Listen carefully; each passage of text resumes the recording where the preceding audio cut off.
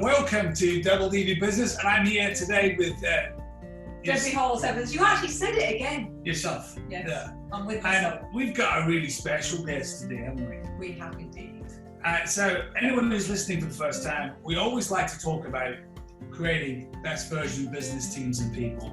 And we want to spend some extra time today on people, don't we? We do. And more specifically about people, the behaviours of people. The behaviours. Debbie, do you believe that's important today? I do believe that's very important. Well, what have I done now? You haven't done anything. All right. Although, if the listeners want to, we can go through things you've done before. Let's not do that. So, Debbie, would you like to take us on a journey as to who is here with us? So, all the way from, I need a drum roll or something because that would be much more impressive. All the way from, are you in Chicago right now? I'm like Ogden Dunn, who is like 35 minutes away from Chicago, hiding on the forest. So I am going to introduce, because I've just heard a fantastic voice as well, Susan Ibitiz from the Human Behaviour Lab. Susan, tell us about you. Okay, I'm awkward, weird.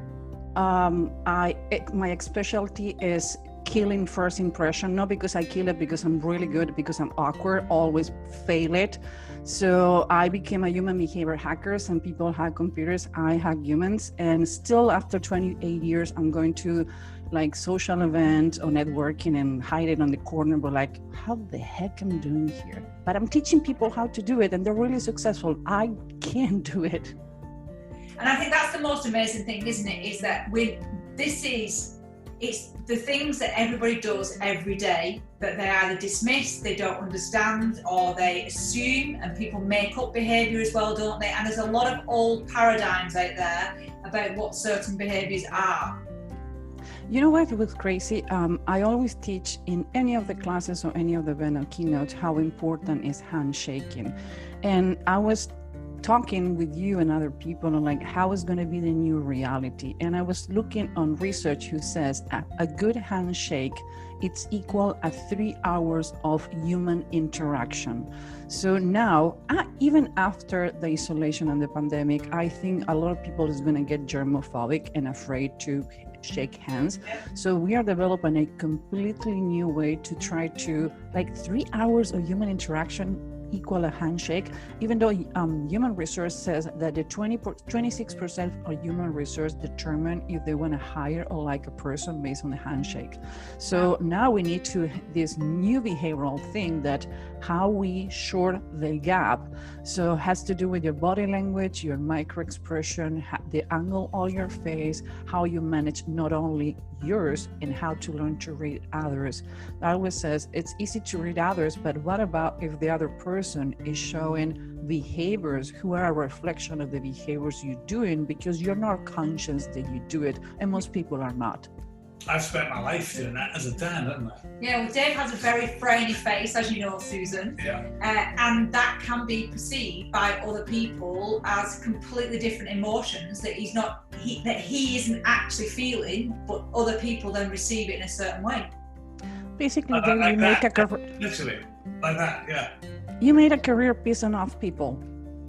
Yes, it's true. It's true. You know, one time I was in a place in Wales and I was walking down the street and I remember commenting to a friend of mine saying, who wasn't from there either, and we're strolling down the road and I said, why are all these people frowning at me? And I was actually concerned at the time, thinking that it looked really aggressive. Then we ended up in a bar, a rugby bar, a sports bar, and people were still doing it. And I'm going, we better get out of here, this is bad. And they were most likely just reflecting me. But the funny part is I need to read your face from the face reading behavioral standpoint. You have round features that make you likable. I think is the frowning. You see the three train track lines that you have between your eyebrows. Yeah. Most people, when I work with people who have a public figure or managers or politicians or somebody who need to be related to other all the time, I says, those lines between the eyebrows are good because shows how dedicated and how work you hard. But for other people, it look like, why you're mad all the time? So when I advise to do Botox, I actually work with one person who knows how what muscles need to touch. But I would advise, if you take those lines in the middle, who are, again, they're amazing on the face reading perspective, from the human behavioral standpoint, they look like you're mad. So people reacting to that. It's Anais Nin says, we don't see things as they are, we see things as we see them. So if people see that, they think you're mad. Actually, you're not. You're a really funny guy. Can we have that? It's recorded. It's recorded. So sorry, Debbie. I give Dave some ammunition against you. It's been said in public now. Right. I was going to just say, Susan, so from you've got a vast amount of experience, and I also want you to talk about some of the activity you're doing with the Human Behaviour Lab for other people to get involved. Because how did you guys meet first? Well, I saw some of Susan's stuff, connected with it, and then Where? What? I've completely deleted it now you said that. I'm going to make an assumption. Forbes. Yes. Is that where you met? Susan, where did we actually meet? LinkedIn. I saw one. Actually, I went to LinkedIn and I saw your podcast, Double D. Like, oh my God, this is hilarious. Double D, really? I listened to your podcast and I commented in your podcast and says, oh my God, I love your podcast. We connected in LinkedIn, and after that we start talking. We click. I didn't ruin the first impression, thank God. And we start talking, and we did a video conference. I read Debbie's face. She freaked out. She bring Dave, so I read his face too, and here we go.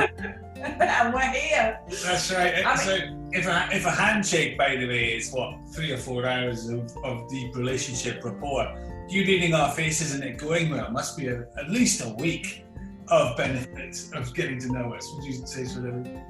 I don't know what the research is, but I think for me, what I find really fascinating about what you say, Susan, is that from how you perceive your first impressions, that for other people it might not be. I genuinely connected instantly. The minute your face popped up and we started talking, I was intrigued by your intellect and knowledge and understanding, and actually then how you interpret it and how you use it. So, and I think that was the bit that I absolutely loved. Good or bad, though? She's saying she was intrigued, just making sure. Hugely, because as Susan knows, my nature is I like to learn, and I'm a constant sponge, and knowing that this is actually a science and an ability to do it and understand and explore with people more.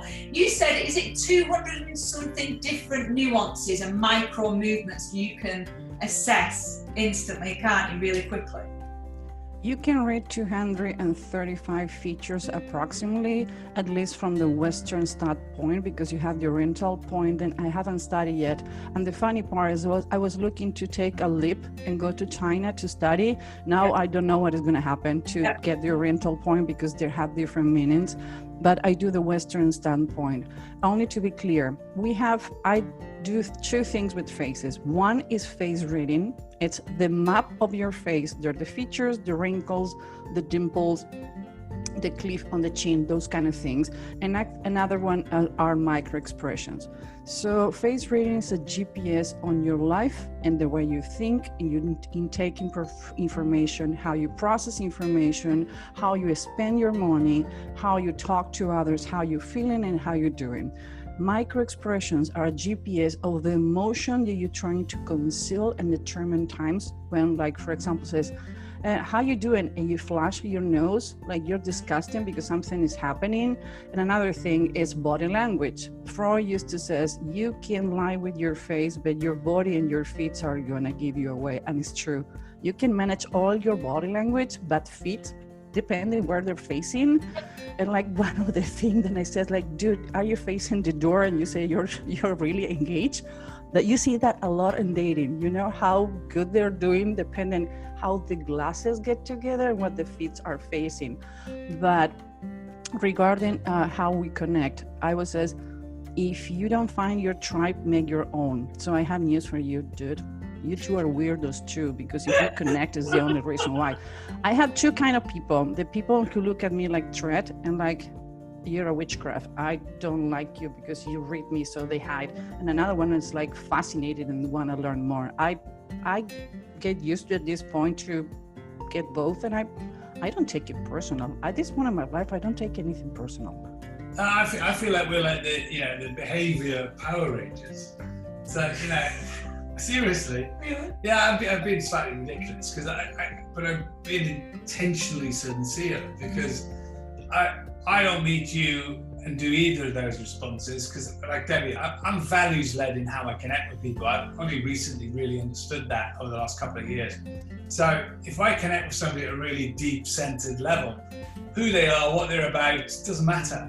So like Debbie, I embrace you, and without a single thought in my mind, Susan, there's an equality at the table, and there's an excitement about the ingredients that we all talk about. And bringing this, I think, to Double D Business is exciting, because how many people out there are stimulating in others head trash through projection, or are experiencing receiving head trash through their projection, that is messing up all kinds of relationships, and it's all based on assumption. You know what? One of the things is, when I need to do a profile in someone, I ask, please don't tell me anything. Send me the pictures, send me the email, don't put the name of the person, erase everything, send me an email so I can analyze the text when somebody may be trying to deceive you. I never call lie detection, because nobody's perfect. I'm not perfect, and whoever says was 100% lie detector, run away, is lying to you. So less I know about you, less biased I can be. Why? Any human being can say is not biased. So usually when I need to do a training, or I need to do a consultation, or I do jury selection, or working with a lawyer, mediation, whatever I need to do, I'm going for a walk or hiding in a room for at least 15 minutes and listen to AC/DC.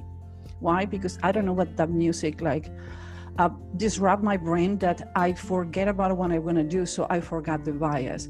But what happened with people who doesn't know how to avoid this is like, if I met you and you remind me to my ex-husband if he cheated on me, you remind me to somebody who was bullying me, the person you're in front of you have a perfume that someone who you didn't like, you talk or you have this tone of voice, then you remind me somebody who I don't like, or vice versa.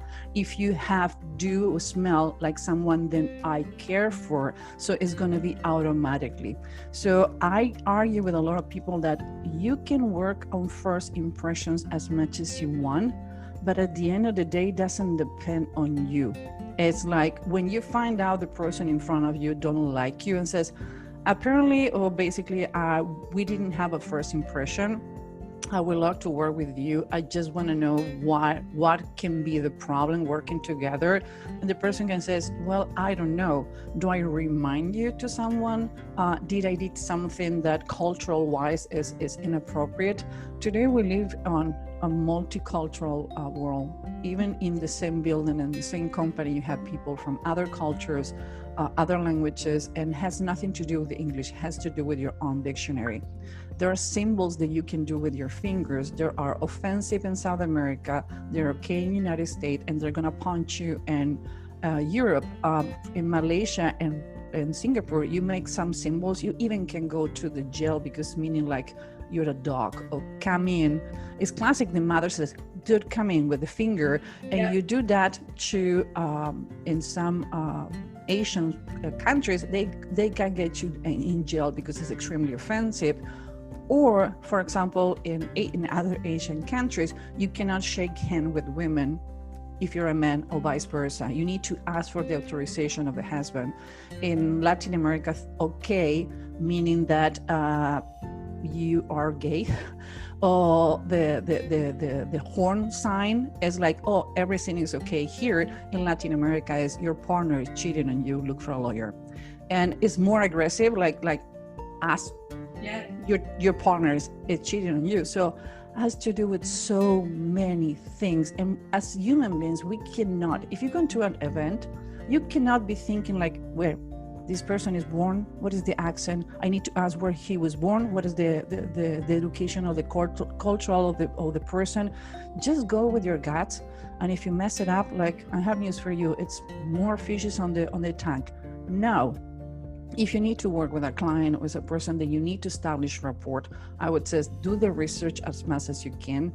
Internet is never-ending source of things. So if you can read the person, you can determine how intake information, how they process information, how they need to receive, how this is the proxemic.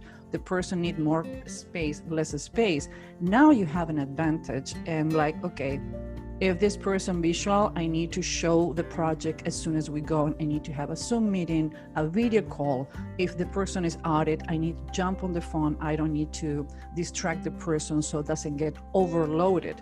If person have high ears, they're gonna get overloaded really fast because they process information so fast that you get to the point like they get disconnected. So there are things that you can set and face reading that I wouldn't be able to do with body language and micro expressions. Because for example, in jury selection, when you're gonna select a jury, everybody's pissed off, body language is negative and the micro expression are negative. Nobody wanna be there. So the only thing left is statement analysis, analyzing the words they said, and review on the face, because our things on the face who can determine if the jury is going to hang my client or is going to help my client. Actually, there are studies from 1920s to 1953 that were proved by the Judge Jones that you can determine how a jury can kill you or save you. Actually, Dr. Phil was the jury selection consultant lawyer for Oprah Winfrey in the 90s. Look where Dr. Phil is now. He tell her that your problem is not your lawyer, your problem is not you, it's the jury selection you're doing. She won. Look where Dr. Phil is now. Yeah.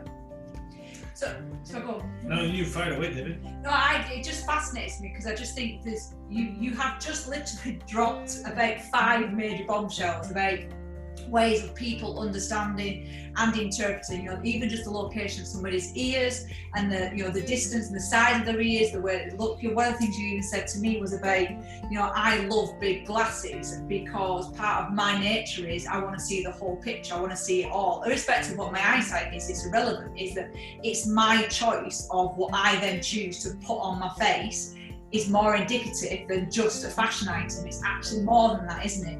Is there any... You're the 180 person. You have people who have 90 degrees, 120, 180. You're 180. You're able to scan a room and see every aspect of things that other people missing. So that's the reason you're so meticulous and take you longer to make a decision, because you observe and determine every point that need to be made on the list. So you probably make a list, and until all the checkpoints are not perfect, you're not moving forward. The problem is, I would say it's procrastination for overthinking, because it's never going to be perfect enough, or procrastination by perfection. So that's the reason why you and Dave are perfect, because he think outside the box. You want to follow the rules. So you are the girl behind the microphone, but not in front of the TV. Yeah. And Dave is the one like, let's go. That's very, very true. It is, yeah. And less of analysis on us, Susan, thanks very much. But in reference to helping other people, so if there was maybe 1 or 2 really definitive things that we should be better as humans, as being able to interact with other people better, whether it be a sales meeting, whether it just be the way I want to build relationships with my colleagues. If we think about how we are now in COVID-19 to where we're going to be, you've already mentioned handshake, which is phenomenal.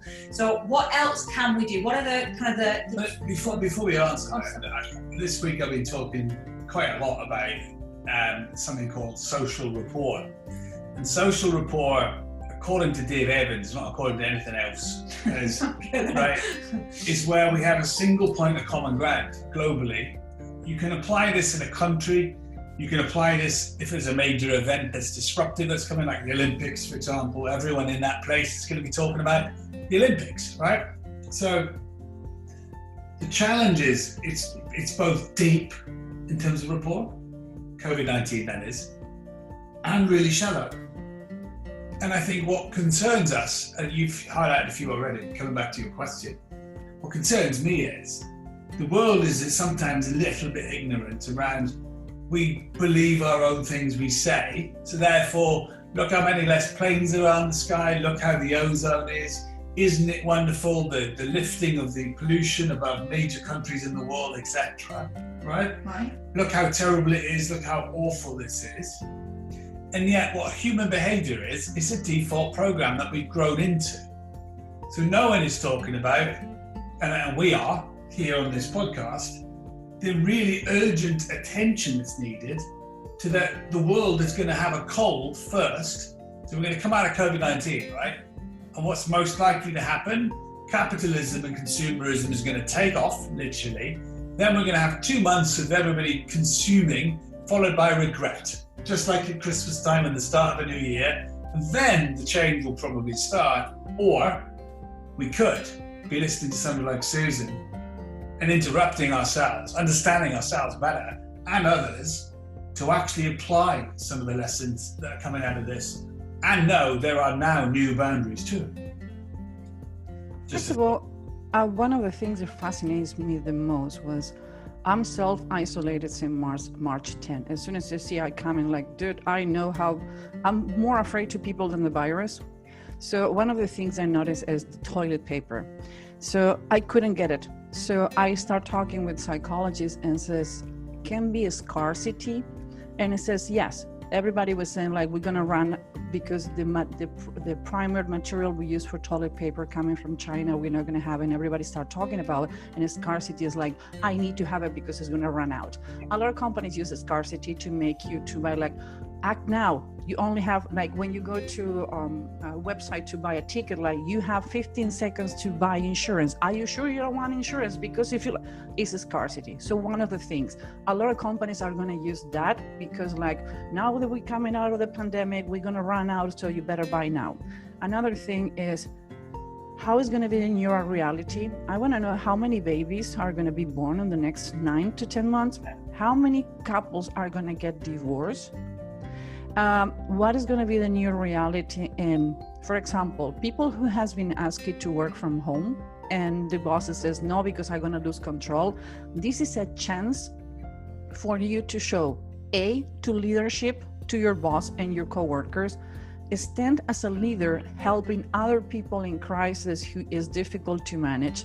3, if you have been asking working from home and your boss didn't trust you, if you can manage this thing that happened now and you can get your job done and you show you can do it, now you can ask for whatever you want in your company. Other people is going to understand that they don't need to have 150 people inside in one room.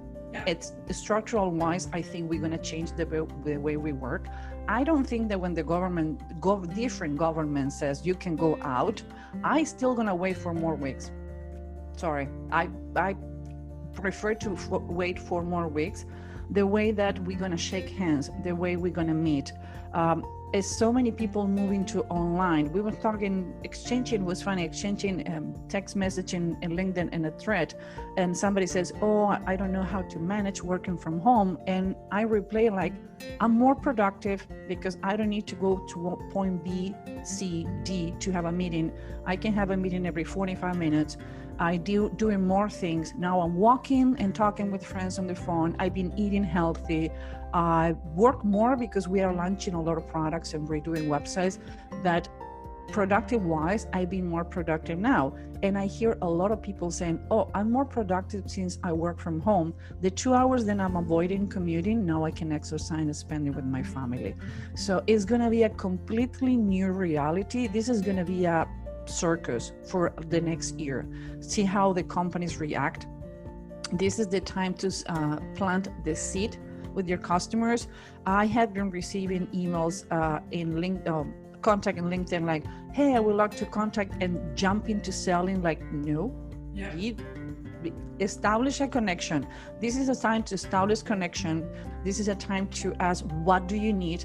How I can help you? What are the things that I can do for you? For 2 weeks, we stand out of the media, observing what happened. And after that, we jump on helping mode, doing videos on how to manage the media as a company. Now we're doing webinars on how to use body language in video. What are the free tech that you need to use? How to do it, how to use screen, what you have outside, how you need to manage your hands, what you need to be doing in posting, how you need to be posting. So I think everybody who is in helping mode is going to be in a better position next. But I agree with you, Dave. It's going to be a consumer desperation after this. And another way, I think we need to go back to an economy who go again on a roll, because people was afraid to recession. This is way worse because it's worldwide. Yeah. It's completely global. There's no boundaries. In the same way the virus knows no personality or celebrity status. You know, right now, today, at the point of recording, Boris Johnson is still in ICU. ICU, yeah, I hear the name ICU, and apparently he's doing well today, so that's good news. But it doesn't differentiate. It doesn't matter who you are, and actually, the human race doesn't. Yeah, we have lots of differences, but one human is the same as the next human, wherever we're from. And I love the fact it has temporarily reset that. So. Debbie, you want to ask a question? No, I was just going to say, I also think we've not to be naive about this. I think for me, and I wrote about this privately, and for me it was about, we are all saying lots of great things right now, so I'm generalising it, but in regards to it, we're going to be kinder, we're going to be better people, we're going to be all of these things. But I also think it's quite naive to believe there'll be a cultural shift in a very small percentage of people that will maintain all of the positives, and they'll embrace the positives from the current situation that they're in. So whether that's our productivity, whether it's the way that we interact, whether it's the language we use, whether it's, you know, my greater understanding and equality of others, all of those great things. But there will be a massive swathe of people who will not change and will fall back into, and that to me is where the imbalance will occur. And how do we work through that? How do we sustain some of the positives from such a horrific global pandemic, and then build people from that? So, you know, there's a generation of people, as we know, being attacked by this. And we heard somebody, what they call it, boomer remover, yeah. Yeah, somebody's called it boomer remover as a tag. I know, it's horrific, isn't it? The power of language there, Susan. Yeah. But I think there's we now know it can attack anybody irrespective of age, but there are going to be people that have got certain things. But for me, it's about how do we sustain it? What is it that we have to do as a human race globally? This is not just me and Dave sat up in Edinburgh, you in lovely Chicago, just outside of Chicago. It's how do we sustain that? What is it that we have to get brilliant at now, so that when we're coming out of this, at the other side of it, we're doing something with it? A partial answer, I'm going to throw this straight back to Susan, is we've got to be willing to learn new things. We've got to be open to insights that are not readily available. And we've got to be prepared as humans, I think, to learn another level of understanding. So on that note, assuming you're listening to this podcast and really enjoying the discussion so far, and some of the incredible things that Susan has said, Susan, how do people get to, spend time with you? No, now only by video. But after that, I'm still single. So if you want to drop me an email, we can talk. People can contact me on humanbehaviorlab.com. We're launching next week humanbehaviorhackerschool.com, because I've been asking where we can learn that witchcraft that is a gift. No, it's an art that you can learn. It takes time, it takes practice. So we're launching Human Behavior Hacker School, when you can learn all the things that we do, and we have bring amazing coaches like you guys to teaching. It's the only e-learning platform specialized in human behavior, only human behavior. You're not going to have somebody teaching how to cook on the same website. It's invitation only coaches, and we're going to have private Facebook for training. We have now meetups, and not on Latin American and Spanish, meetup in all United States with different time zones, with people from Europe can engage. And if you know, look me on LinkedIn, I reply to all my messages, and I've been doing amazing connections during this time, like with you guys. We like each other, we start talking, we start a conversation, and I would say, don't click hi, I want to connect with you. Start doing real relationships. I did better, deeper relationships in this last month that I'm isolated than I did before, because nobody's running the same way, and you start paying attention who you relate to. And another thing, you had 2 ears and one mouth for a reason. Be empathetic with others. Not the reality is the same. I'm complaining because my hair is a mess, because everything in my life is doing good. But I cannot say that to someone who have a a partner who's sick. I have friends who are sick. They're getting really, really bad. Yeah. So choose what to talk with the person you are in front of you. Let them vent. But leaders, even after 9/11, the leaders who make them were aware of the reality, but looking on the future, on the positive way on the future. Don't get stuck in how bad we're doing, is how good we can make it the next step. Look for the positive. It's nothing good with this yet, but it's positive on the future. So if you want to talk with customer, relate to other, talk about like, okay, what is your next step? What we can learn from this experience next, how we can go back to the situation, empower your employees because they're your first customer. How you show to your people is how your people is going to replay after. The two ways you can know how people really is during a divorce and during a crisis. So the real colors come up, be careful what the colors are, pay attention to the signs. It's always good to know what is going on. It's good. It is, it's great. And so, no, I just need one, you all written it. I asked Susan a question. Oh, sorry, Debbie's going to now ask you the question. I would love to know the answer to a question that the gorgeous Mr. Evans started getting excited about his topic. So what one thing must we learn as humans to be able to connect better? What's the quickest and easiest tool that you can share right now as a skill or something we can start to develop? 2 ears and a mouth. Ask how you can help. How can I be in contact with you without bothering you? It's anything that you need for us that due to the crisis and everybody's running with a chicken without head that we can do. Yeah. To give you an example, I contact all my customers and says, what about if we do lunch with signs or coffee with signs? So the clients send in pizza or donuts in the morning. And we met with the employees how to do videos with the clients, how to record, how they manage in the situation. So what I did is I reached to all my customers and send them video message, not an email. 59% of the people prefer to see a video than read an email. So I send videos and says, hey, dude, I know you're crazy. I cannot imagine what you're going through. You have X amount of employees. What we can do together to help you is the anxiety of your employees, help you to manage. Let's get on a call and let's do it. And I've been doing that like almost daily, and people is reacting good. It's not a manipulation. It's really like we get in this business to help humans. So reach to your customer to see what happened. That's where they need most help. So ask, what can I do for you? Okay, great advice. And I'm loving the fact that that's just happened. That's brilliant. Yeah, people, just my cat walk in front of the computer and everybody like, what? Yeah, he's next to me. Thank you. Hi, Indy. How you doing? I have to say that it builds up to your self-image earlier on about witchcraft. Yeah, you've got a black cat. Yeah, I have a black cat. So let's hope a broom doesn't come out at the side door. Oh, wait. I have a parking in my garage. I have a truck and a room. Brilliant. We're going to turn it to Harry Potter does double D business in a minute. No, I like the dark side of the moon. Okay, you want to see what is you see? Darth Vader? There you go. That's brilliant. Actually, I have a lightsaber in red too. I like, yeah. Perfect. So, Debbie, one more tip that we can let people know about, again, as an end point to when you learn all these things, what could you do? We've talked about it loads. What are you laughing at? What we talked about?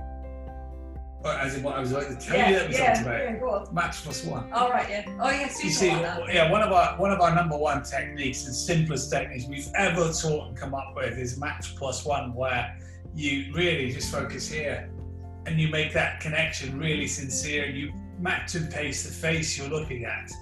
And you really take your time to either take it up or take it down, depending on where the other person is at. And I love the fact that what you're talking about is behind all of that as a real deep subject and understanding in education. So I think that's been fantastic today. Debbie, we're going to put all the links to find Susan in the podcast. Yeah, and the new Behaviour Lab as well, which is really important. And the school. And the school, that was the same thing. How is it? Yeah. It's still brilliant. Yeah, it is very good. So we'll make sure all the links are available as well, because I do genuinely, you know, Susan, from the way that we've connected, for other people to learn and actually see how they can improve, starting with self-awareness. To me is the most critical lesson that anybody can learn, and develop their own self-awareness. Don't even go there, Dave Evans. So self-awareness, building that. You've improved it massively every day. A lot. Every day I'm learning something new. Every day, particularly locked in the house with you without any opportunity of leaving. But not to worry about that one. It's all good. But in regards to, we'll make sure we share that, and again, I'd love you to come back on a regular basis, I think, and actually really explore some of these nuances and these micro expressions and get people to be better. You know, we talk about best version, but I think it's being better in that moment, isn't it? You know, how can I improve myself right now in the moment? We're not always going to get it right, and actually that's not what this is about, is it? It says you never, as a human beings, we never stop learning, because what was okay yesterday is not okay today, because we're growing, we're changing. We are not the same people that we were a month ago. Things that we didn't need to be learned a month ago, they were different. In 6 months, we're gonna need different things. So how we connect with others, how we behave ourselves, mental health is going to be a huge thing to be pay attention. It's people who are not doing it well.